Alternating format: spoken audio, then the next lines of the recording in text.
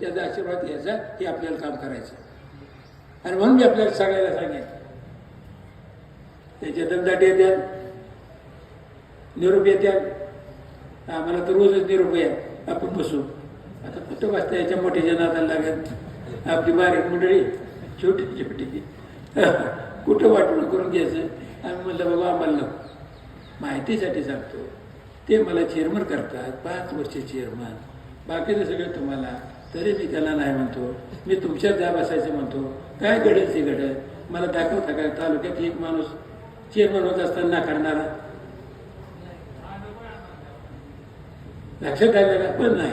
आपण 40-50 वर्ष, मी 65 वर्ष राजकारणात आहे.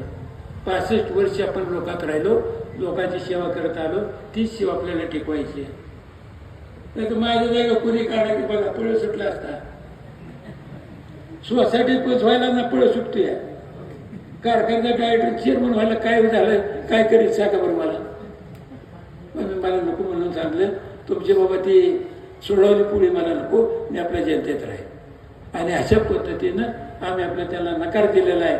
आपल्या भरोश्यावरती आपला कारखाना आपल्याला व्यवस्थित करायचा आहे. आपल्या कारखान्यातून आपल्या प्रपंचाला हातभार लागेल असं काम करायचंय. ते झालेलं नुकसान भरून काढायचे, नवीन उद्योगधंदे उभे करायचे, नवीन प्रोडक्ट उभे करायचे आणि पुन्हा कारखान्याला आपल्याला वैभव प्राप्त करून द्यायचं काम करायचंय. एवढंच या किंमत सांगतो. म्हणून आपण कुणी त्यांनी किती दमदाटी म्हणजे अजिबात देऊ नका. काय खातोय काय खात नाही. आपण आता गटवाला शिका. आता आम्हाला तर माथ्यात पाहुणा रावलं, माथ्यात 12मध्ये नाव काढलं की आम्ही घाबरतो. या आणि तुम्ही त्यांच्या घराशेजारी राहून भांडताय. मला आमचं भांडण तत्वाचं आहे. आम्ही काय शिवेगाळ करतोय का कुणाला? आपलं तत्वाचं भांडण चालू ठेवू.